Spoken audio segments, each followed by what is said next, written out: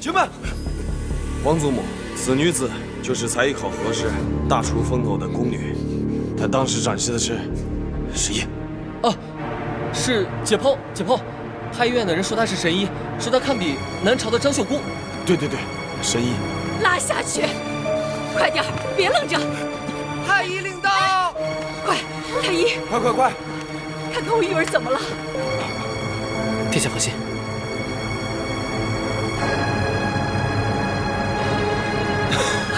玉儿，太子殿下，你醒了，太好了！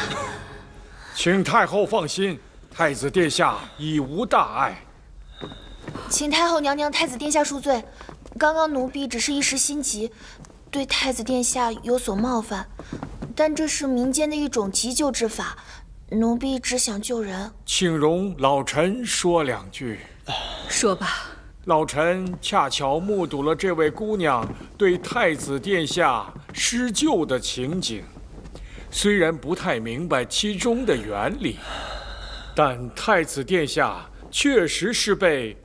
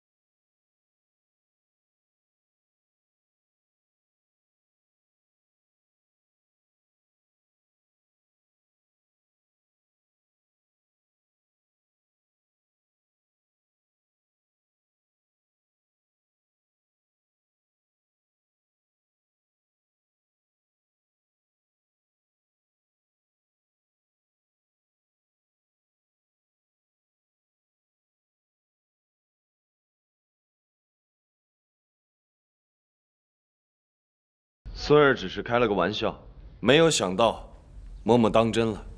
既然大哥需要，区一个宫女，拿去便是。孙儿宫中还有一些未处理的事务，先告退了。下去吧。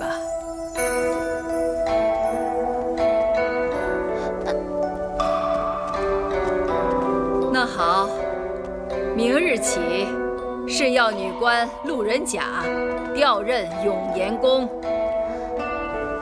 谢太后。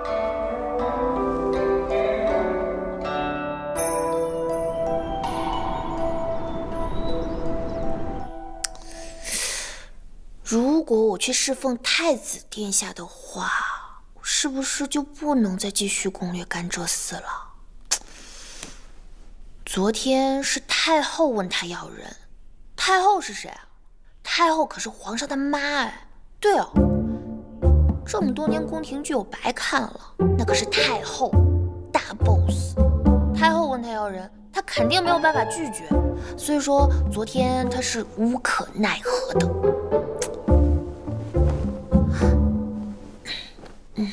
秦少，秦少，在呢，亲，找我什么事啊？我要独当。作为你尽职尽责的贴心小客服来说，必须要告诉你，你的独当机会只有一次了。你上次不是说我还有一次独当机会吗？那是完成支线任务，那是奖励。你想想，你完成人家云竹的心愿了吗？你说的有道理啊。不过我不是还有一次独当机会吗？我先独当重来，再好好完成云竹的心愿，我不就不用再请太子府啦？哎呀，亲啊，我就是佩服你这种积极乐观又信心爆棚的性格。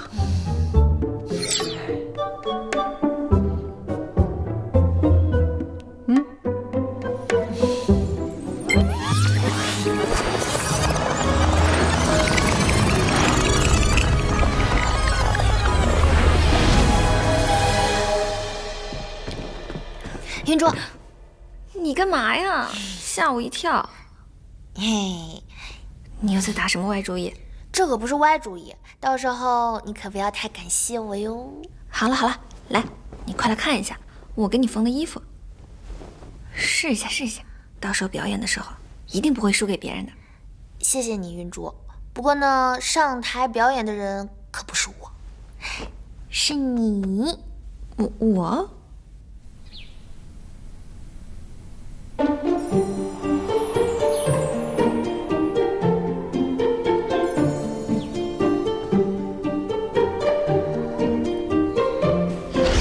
看看，我为了你把最后一次独当机会可都用了。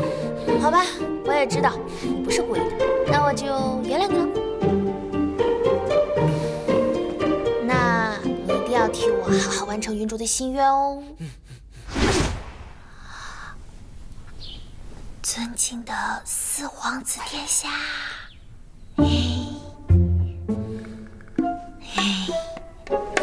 我有一个小的忙要请你帮。说，太后的寿宴，我们司这司不是要表演节目吗？说重点。等节目过后，我会带着节目的主演，也就是我的好姐妹云竹，来向你还有二殿下敬酒。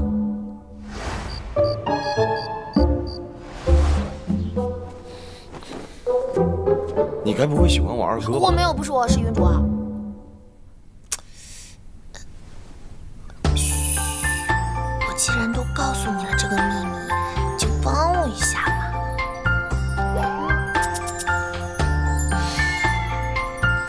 要我做什么？在表演结束之后呢，你就多跟二殿下待在一起，让他千万不要离席。到时候我会带着云竹过来，给你们两个人敬酒。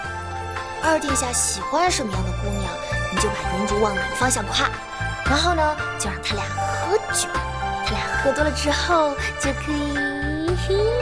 你笑了，你笑了，我看到你笑了啊，那我就当你答应了。我告诉你啊，我们这次的表演，从节目到内容，题材新颖又精彩，一定会惊艳四座的。你就这么肯定？万一……当然，我这儿非常欢迎某人来哭鼻子的。绝对不可能。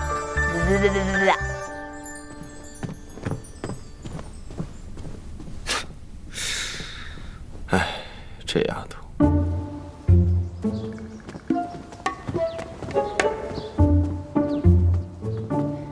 这一次让云竹表演，甘蔗寺也答应帮忙了。只要保证太子不会犯病，我就一定不会被派到太子府了。瞧，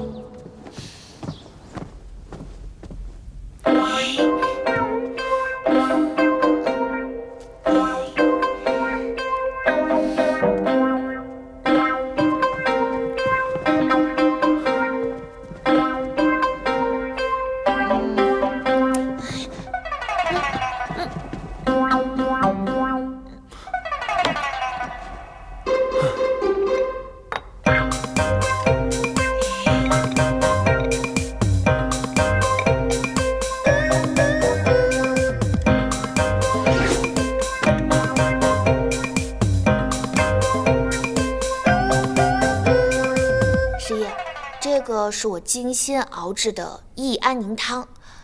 之前呢，你不是跟我说过太子殿下老生病吗？说实话，我在刚入宫的时候受过太子恩惠，所以一直想着要报答他。你能不能帮我把这个亲手交给太子殿下？我在这宫里最信任的人就是你了。最信任的是我吗？放心吧，我一定亲手送到。不过，你也不问我这里面都有什么，你就送过去啊？小贾说最信任我，那我当然也最信任你了。而且不用问，就是这里一定是好东西。所以这里面到底是什么呀？这益安宁汤可是由石斛、西藏红花、鹿茸、海马、三七等足14种珍贵药材熬成的，可以缓解心悸之症，特别适合太子。原来是这样，小贾可是媲美张秀姑之人，想必这里面一定是神药。接着，消灾符来了。指定一名角色使用，可以对其消灾解难一次。哼，听起来真不错。哎，对了，十一，你帮我把这个也交给太子殿下吧。这是什么？这个是消灾符。消灾符？萧家，你不是说这些都是封建迷信吗？这个符可是我花了好大劲才拿到的，虽然我也不知道管不管用，但是至少拿着它能让太子和太子身边的人安心一些。原来如此，真不愧是萧家，想得如此周到。那我就送去了。拜托了。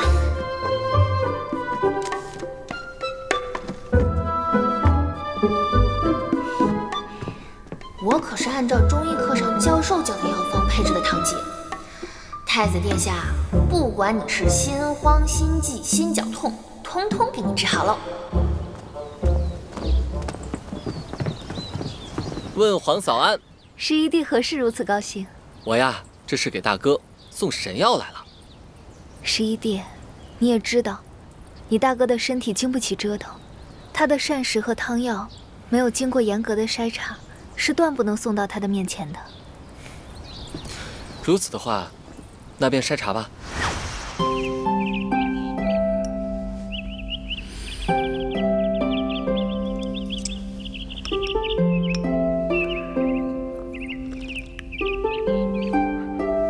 这是什么方子？回娘娘，老臣还是孩童时，师尊就曾提起过此方。近日闻到这药香味，记忆重现，确是当年师尊口授的延寿汤，是补气活血、益肝健肾、养心安神的神药啊！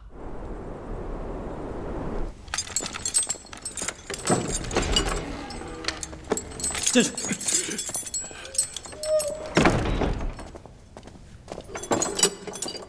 开门。快把手铐解开。这恐怕不合适。四殿下说了，此次能否成事，还需仰仗文壮士的帮助，务必好酒好菜伺候着。解开。是。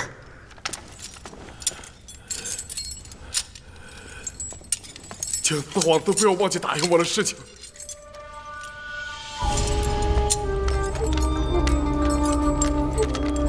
大人，准备的如何？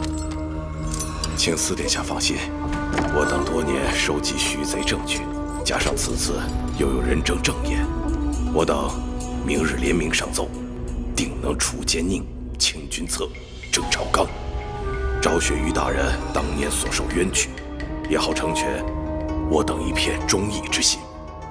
四殿下替恩师谢过诸位大人，耿直谏言。我等有一事不明，但说无妨。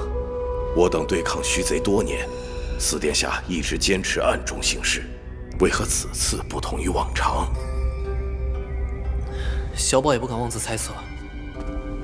四殿下近期性格大变，想来也是从文渊阁那场大火之后。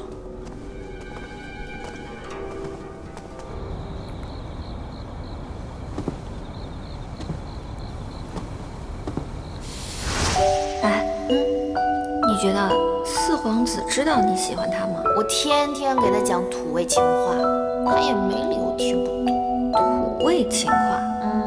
我觉得感情这件事应该是要很认真的。如果你喜欢一个人，要把这种心情认真传达给他，他才能相信嘛。龙冉冉，废体。四殿下。怎么，才半日不见就想我了？我今天有一个新奇的故事，这好故事可不能隔夜，就叫你来了。说。小宝今天没有来吧？不是你不让我带他来的吗？我把他支开，办别的事儿去了。那是因为我这故事只能讲给殿下您一个人听。一个人听？什么故事？这是一个孙悟空在变成齐天大圣之前的故事。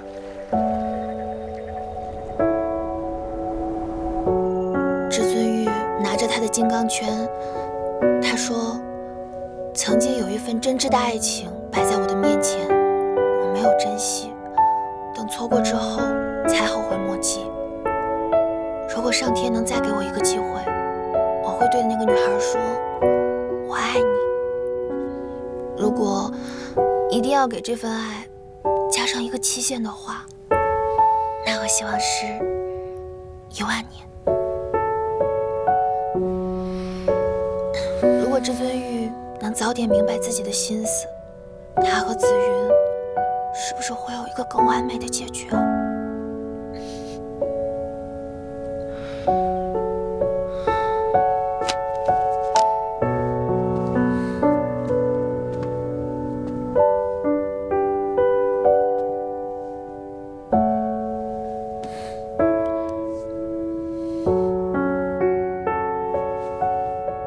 这故事讲的一般，而且我这听故事的人还没怎么着呢，你这讲故事的人倒哭成花猫了。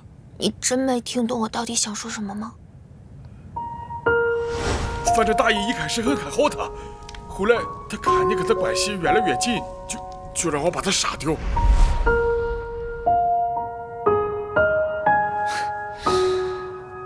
这故事嘛，自然就是故事，就是说来听听，能有什么呀？故事讲完了，我也听够了，下去吧。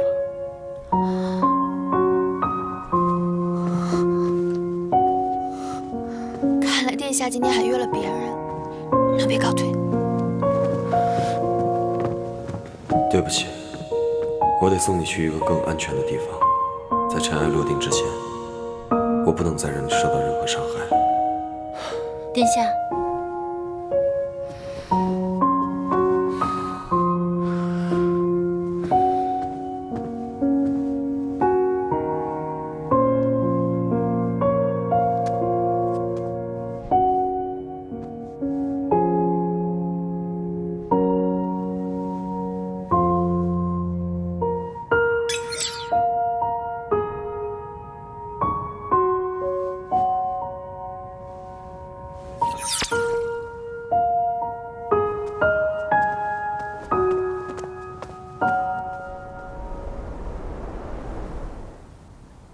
你刚才的话当真？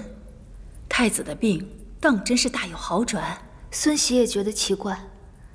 太子殿下因季节骤变，已经胸闷心悸多日，平日里吃了多少药都没有效果。今日吃了他所献的药之后，就立刻有好转了。这么说来，此女精通医术，想来定是如此。不仅太医令孙大人今日说他所献的药是失传已久的护心神药，听闻上月宫人才艺考核时，他所展示的解剖之术，也得到了司药司诸位大人们的赞赏。此女叫什么名字？听十一弟唤她小贾，我之后派人查了查，得知她原来是司治司的宫女路人甲。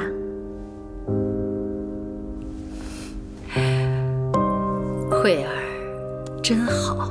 你心里有玉儿，凡是有关她的事，你是样样都细致周到，哀家甚是欣慰。哼，如今啊，哀家只盼着你能为玉儿早添麟儿。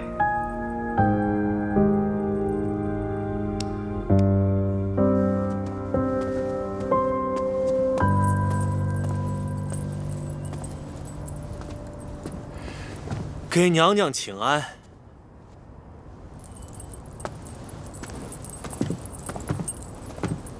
娘娘，殿下还在批阅公文吗？是啊，娘娘。因为前阵子殿下身体不适，耽误下了不少公文。殿下说想尽快阅了，不要耽误了药物才好。哦，对了，这张符纸你替殿下收起来吧。这是消灾符，可以为大哥消灾解难。恭送娘娘。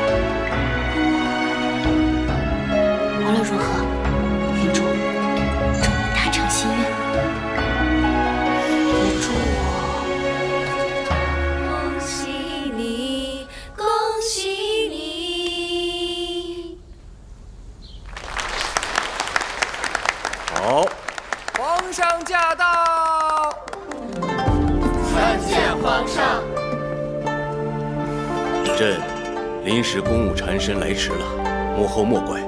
祝幕后福如东海，日月昌明。不怪不怪，你来了，哀家呀，不知道多高兴。快入座。诸位，平身吧。谢皇上。轩儿，来。姑娘，你叫什么名字？在宫中现任何职？奴婢云竹，在宫中司制司任浣衣婢。请云竹姑娘这就去收拾收拾自己。皇上今夜要请你作陪赏员。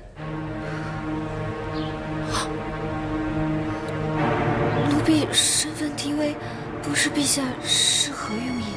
云竹姑娘还真是有些痴啊，这可是天大的好事。若能讨得陛下欢心，以后入主一宫主殿，说不定奴才还得唤您一声娘娘呢。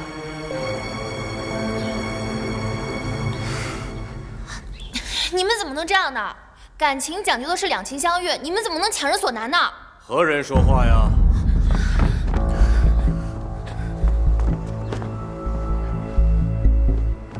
孙大人，这个女子就是给大哥献药的。哦，这个就是给太子殿下献药的宫女。对。哦。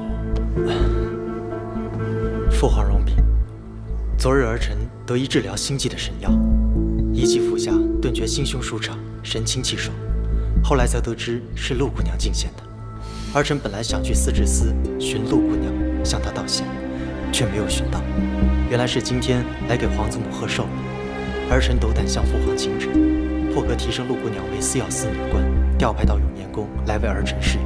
哀家觉得甚好。也好，永元宫看似危险，实则却是最安全的地方。只有在大哥身边站稳跟脚，徐有贞才动弹。谢皇祖母。刚才可是说朕强人所难？云竹啊，你可否愿意与朕同游御花园？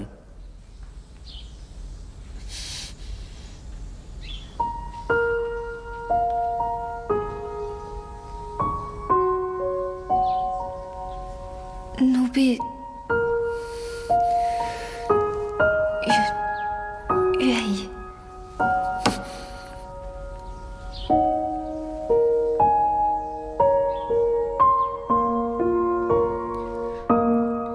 云竹，我真的不知道为什么会变成这样，对不起啊。不要说对不起。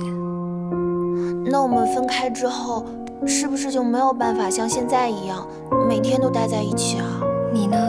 之后在永元宫当差，没有我在你身边看着你，一定要时时刻刻谨慎小心，千万不要再闯祸了。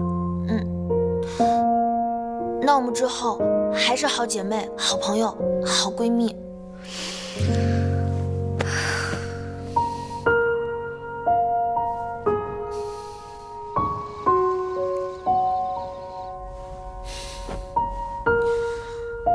即使我再努力，还是一样的结果，甚至感觉更糟了。现在的云竹应该很难过吧？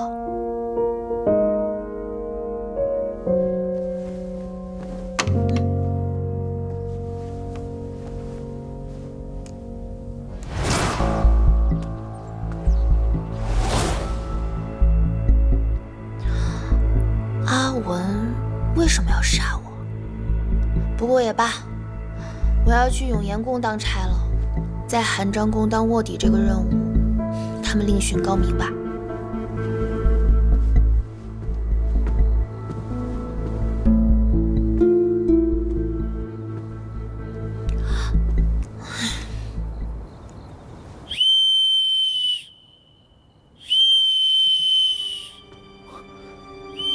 弟弟失踪多日了，这是谁在侍郎重地？奇怪，阿文不是说只要我吹这个笛子，他就能听到吗？他倒是来啊，连狡辩的机会都不给我。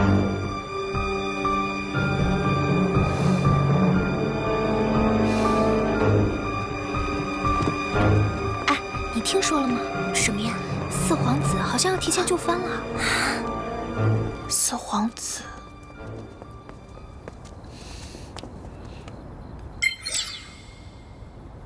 目录清单：丝绸、毛布。殿下为何要将这些都列出来啊？这叫目录管理，将就藩所需要的东西按照名称、用途所排列，需要的时候可加快搜索速度。原来如此，原来你要就藩是真的呀。仙儿，你将要带的东西按照分类填在这目录里。好。仙儿，用这根，这根已经站好了。谢殿下。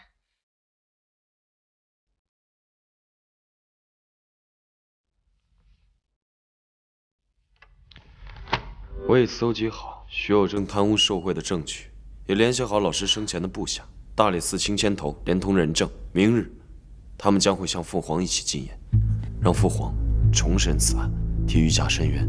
这么多年，我们一直忍辱负重，处处如履薄冰。如今好不容易收集到这些线索，怎么可以如此就轻易交出去？不然你想怎样？徐有正那个狗贼，我要让他和当年的余家一样，受尽家破人亡、千刀万剐之苦。殿下不也和心儿一样的想法，才会一直韬光养晦，等待时机吗？心儿，之前我可能是这么想，但倘若我真的那么做了，与徐党这帮狗贼有何分别？我们要复仇，就要跟他们堂堂正正的较量。你不要再以身涉险。殿下，你真的变了。心儿，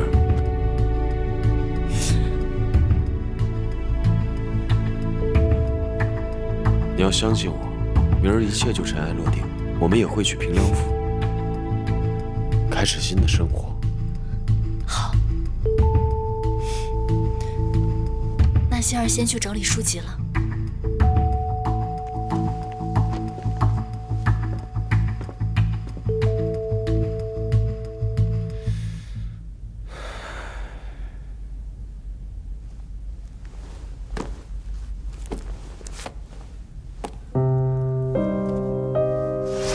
儿臣斗胆向父皇请旨，破格提升陆姑娘为司药司女官，调派到永年宫来为儿臣侍药。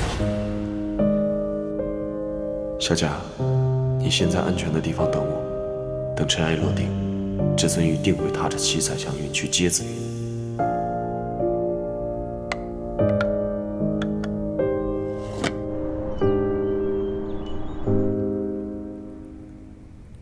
徐党如此大胆，竟然真敢连夜解走人犯。诸位朝臣上奏在即，大理寺关押着关键人犯，昨夜的看守必定戒备森严。若无父皇的亲令，想必此时任谁也不敢造次。这么说，是父皇找人接走了阿文。贪赃枉法、豢养死士、纵火行凶、陷害忠良，说还有个人证。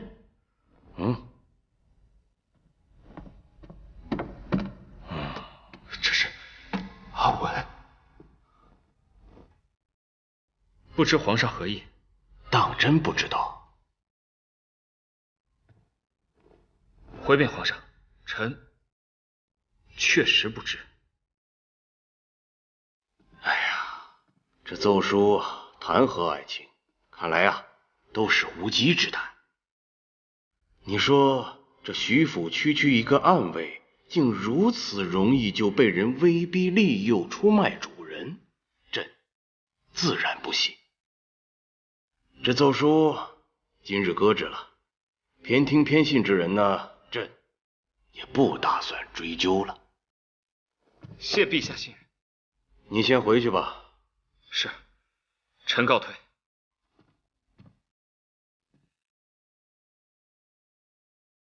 哼，我还真是小看了赵振义。阿文此前可有交代过什么？阿文说，请殿下不要忘记了答应他的事情。四殿下，我求你转告我阿哥事情的真相，我不求他为我报仇，只求他活得平平安安的。派人调查一下阿文的哥哥。是，陛下，奴才斗胆问一句，这折子上罪证确凿，陛下您当真不信？你觉得呢？朕现在要的是一个活着的治世能臣，而不是清白贤臣。那些上述的余党旧部忠义却平庸，而朕要的是一个平衡的朝堂。奴才糊涂了，陛下英明。义儿啊，还是太年轻了。他既然决定藏起锋芒，那就不应该再执着于余家旧事。义儿，是不是请了旨就藩？是，请旨提前就藩。不用提前，还是照例明年生辰。耀儿这些年心也越发大了，留着义儿呢，对他也是敲打。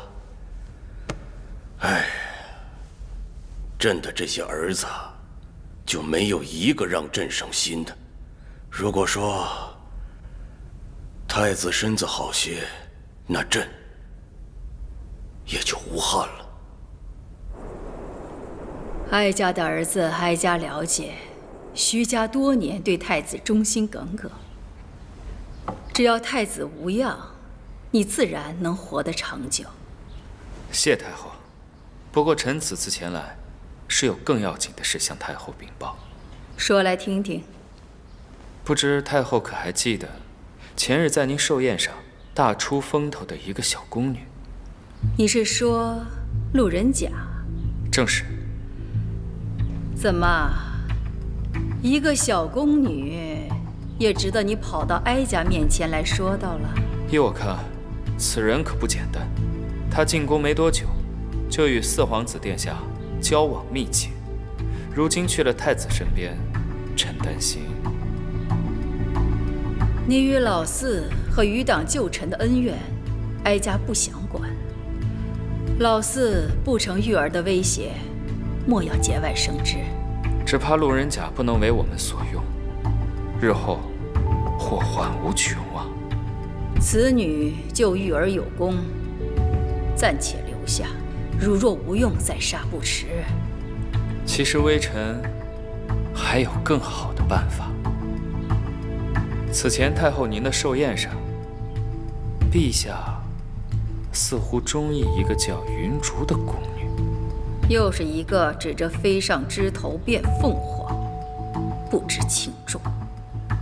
皇上那只是一时兴起，根本不会把它放在心上。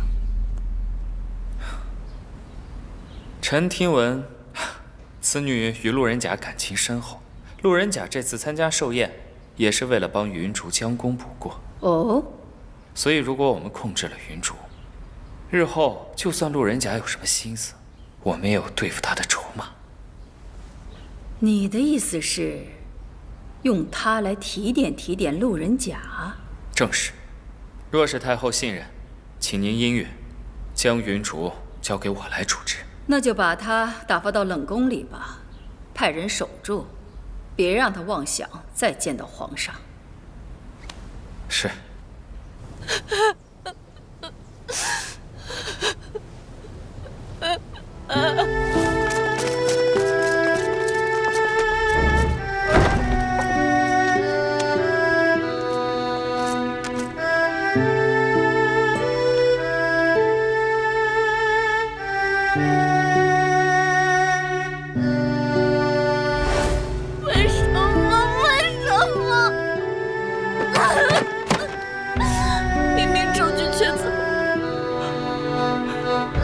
皇上不定他的罪，为什么？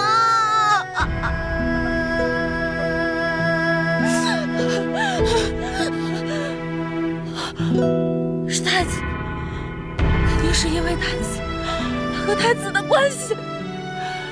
薛有成，我看没了太子这个护身符，你还能活多久？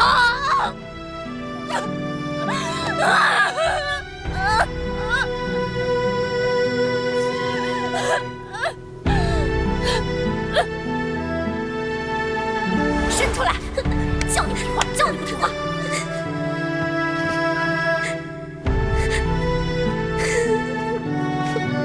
子虚，四殿下，走。不用难过，没关系的，你最爱吃的饼。老师，是学生无能，没能帮您找寻。